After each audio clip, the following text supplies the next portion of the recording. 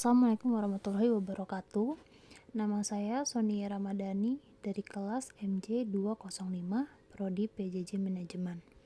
Di video ini saya akan membahas tema-tema yang relevan dengan topik pembelajaran pada mata kuliah Estetika Humanisme yang telah dipelajari. Salah satu topik yang akan kita bahas adalah self-concept. Pengertian dari self-concept itu sendiri adalah bagaimana seseorang memandang dirinya sendiri, termasuk keyakinan, perasaan, dan penilaian tentang diri mereka.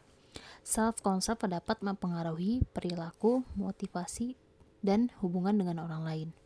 Seperti dikemukakan oleh Rogers bahwa konsep kepribadian yang paling utama adalah diri. Diri berisi ide-ide, persepsi, dan nilai-nilai yang mencakup kesadaran tentang diri sendiri.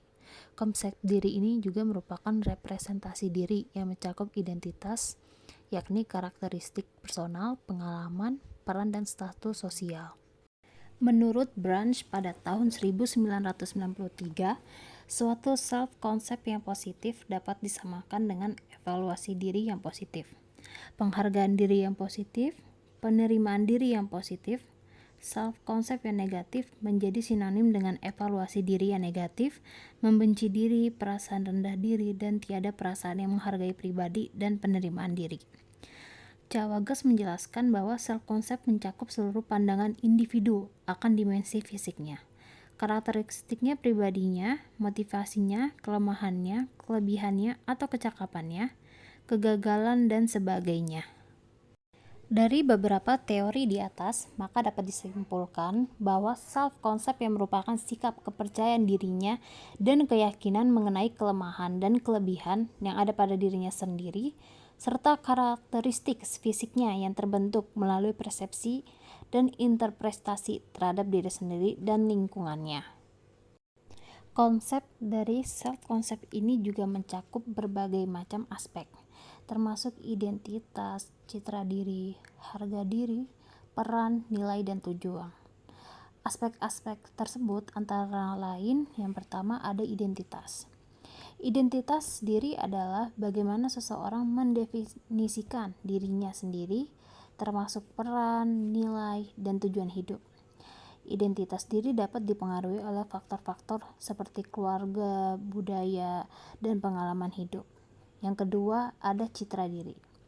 Citra diri adalah bagaimana seseorang memandang dirinya sendiri secara fisik, emosional, dan intelektual. Citra diri dapat dipengaruhi oleh faktor seperti penampilan fisik, kemampuan, dan prestasi. Yang ketiga, ada harga diri. Harga diri adalah seberapa seseorang menghargai dirinya sendiri, termasuk kepercayaan diri dan kesadaran akan kelebihan dan kekurangan. Harga diri ini juga dipengaruhi oleh faktor-faktor seperti pengalaman hidup, interaksi sosial, dan pencapaian. Yang keempat, ada peran. Peran itu adalah bagaimana seseorang memandang dirinya sendiri dalam berbagai konteks, seperti keluarga, pekerjaan, atau masyarakat. Peran dapat juga dipengaruhi oleh faktor seperti norma-norma sosial, harapan, dan tanggung jawab. Yang kelima, ada nilai dan tujuan. Nilai dan tujuan itu sendiri adalah bagaimana seseorang menentukan apa yang penting dan apa yang ingin dicapai dalam hidup. Nilai dan tujuan dapat dipengaruhi oleh faktor-faktor seperti keluarga, budaya, dan pengalaman hidup. Ciri-ciri dari self-concept juga ada merasa percaya diri, yakin dengan kemampuan diri, peka terhadap kritik untuk mengembangkan diri, mampu mengembangkan kemampuan diri, rasa setara dengan orang lain, optimis, peka, rasa cinta diri sendiri lebih tinggi dari apapun. Selain ini, ada juga yang bersifat individual dan unik. Konsep setiap orang berbeda karena dipengaruhi oleh lingkungan hidup, pengalaman hidup, dan kepribadian bawaan. Contoh, dua orang yang sama-sama pintar bisa memiliki konsep diri yang berbeda, seperti yang satunya percaya diri dan satunya lagi pemalu. Yang kedua, bersifat subjektif. Self-concept dibentuk oleh persepsi pribadi, bukan pada fakta objektif. Kadang seseorang merasa dirinya tidak layak atau bodoh, padahal sebenarnya dia sangat kompeten di mata orang lain. Ini menjelaskan mengapa konsep diri ini bisa salah arah jika tidak dibarengi dengan refleksi diri yang sehat. Yang ketiga, bersifat dinamis dan fleksibel. Self-concept bisa berubah tergantung pengalaman baru, pencapaian atau kegagalan. Misalnya, seseorang yang dulu merasa tidak menarik bisa merasa percaya diri setelah belajar mencintai dirinya sendiri atau menerima dukungan positif dari lingkungannya. Yang keempat, mempengaruhi perilaku dan hubungan sosial. Orang dengan self-concept positif lebih percaya diri, berani mengambil keputusan, mudah menjalani relasi sosial. Sebaliknya, orang dengan self-concept negatif mudah cemas atau minder, ragu dalam bertindak, menarik diri dari lingkungannya. Yang kelima, terbentuk dari interaksi sosial. Konsep diri dibentuk sejak kecil melalui orang tua. Pujian atau kritik berpengaruh besar. Guru, teman sebaya, masyarakat, dan media sosial. Umpan balik dari orang lain memperkuat atau mengubah cara seseorang memandang dirinya. Yang keenam, terdiri dari beberapa komponen. Antara lain, yang A ada self-image atau citra diri. Gambaran mental tentang siapa diri kita saat ini, termasuk penampilan, kemampuan, status sosial, dan lain-lain. Contoh, saya orang kreatif, saya tidak pandai berbicara di depan umum. B. Self-esteem atau harga diri. Seberapa tinggi nilai yang kita berikan pada diri sendiri, mempengaruhi rasa percaya diri. Contoh, saya merasa layak dicintai ataupun sebaliknya saya tidak pantas dihargai. Yang C itu ada ideal self atau diri ideal. Antara lain tuh ada yang gambaran tentang siapa kita ingin menjadi, bisa jadi sumber motivasi, tapi juga bisa jadi tekanan jika terlalu jauh dari realita yang ada. Contoh, saya ingin jadi orang sukses, mandiri dan dihormati. Yang ketujuh, ada membentuk identitas diri.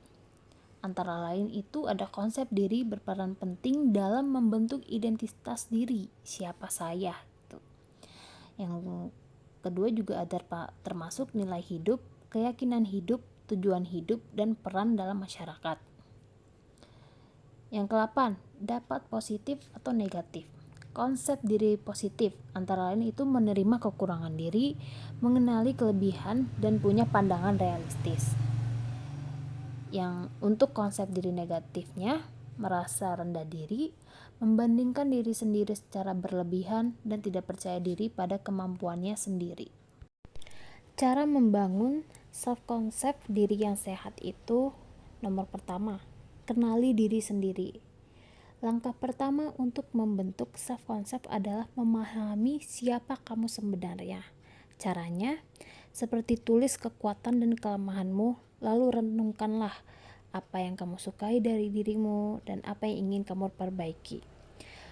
Juga gunakan pertanyaan seperti apa nilai yang penting bagi kamu dan apa hal yang sering membuat kamu bangga atau kecewa. Contoh, saya orang yang mudah berempati tapi kadang kurang percaya diri saat berbicara di depan umum. Nomor 2, dengarkan dan evaluasi umpan balik. Pendapat orang lain bisa membantu kita melihat diri sendiri dari sudut pandang yang berbeda. Caranya, yang pertama, tanyakan pada orang dekat tentang kelebihan dan kekuranganmu. Jangan langsung percaya atau menolak. Gunakan sebagai bahan pertimbangan dan refleksi. Tipsnya, fokus pada umpan balik yang membangun, bukan yang menjatuhkan. Nomor 3, bandingkan diri sendiri secara sehat. Hindari perbandingan yang membuat kamu merasa rendah. Caranya, bandingkan diri kamu dengan dirimu yang dulu, bukan orang lain. Gunakan pencapaian orang lain sebagai inspirasi, bukan sebagai tekanan. Contoh mindset yang sehat. Dulu saya pemalu, sekarang saya sudah berani berdiskusi di kelas. Nomor 4, tentukan diri idealmu. Bayangkan seperti apa versi terbaik dari dirimu. Caranya, buat deskripsi tentang diri ideal yang kamu inginkan. Realistis dan positif ya. Dan tetapkan tujuan kecil untuk mendekati versi tersebut. Contoh, Saya ingin menjadi guru yang sabar, berwawasan, dan disukai murid. Nomor 5, bangun harga diri. Penting untuk percaya bahwa dirimu itu berharga. Caranya, akui keberhasilan kecil setiap hari. Jangan terlalu keras pada diri sendiri saat gagal. Hindari kata-kata negatif untuk menggambarkan diri sendiri. Ganti kalimat seperti saya payah atau yang lain-lain menjadi saya masih belajar dan saya masih bisa berkembang. Nomor 6, kembangkan potensi diri. Lakukanlah hal yang membuatmu merasa berkembang dan bernilai. Caranya, ikuti kegiatan yang membangun kepercayaan diri, entah itu organisasi, pelatihan, dan komunitas. Dan juga pelajari keterampilan baru dan tetapkan target pribadi. Nomor 7, refleksi diri secara rutin. Evaluasi perkembangan konsep dirimu secara berkala. Caranya, buat jurnal pribadi, entah itu tulis pemikiran, perasaan, dan pencapaian setiap minggu.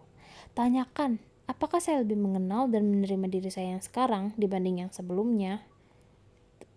Nomor 8, kelilingi diri dengan lingkungan yang positif. Orang-orang di sekitarmu mempengaruhi cara kamu melihat diri kamu. Caranya kayak hindari orang yang selalu merendahkan atau toksik.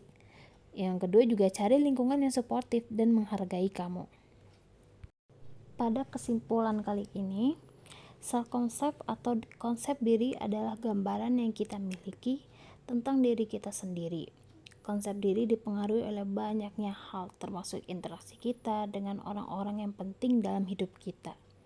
Membangun self-concept juga proses yang membutuhkan banyak waktu, kesadaran diri, dan ketekunan. Dengan mengenal dan menerima dan mengembangkan diri secara terus-menerus, kamu akan memiliki konsep diri yang kuat dan positif yang akan membantumu menjalani hidup dengan lebih percaya diri dan bermakna. Berikut beberapa referensi yang saya cantumkan pada PPT yang saya buat ini. Sekian presentasi dari saya. Terima kasih atas perhatiannya. Semoga informasi yang telah saya berikan dapat bermanfaat bagi kita semua. Saya tutup dengan Assalamualaikum warahmatullahi wabarakatuh.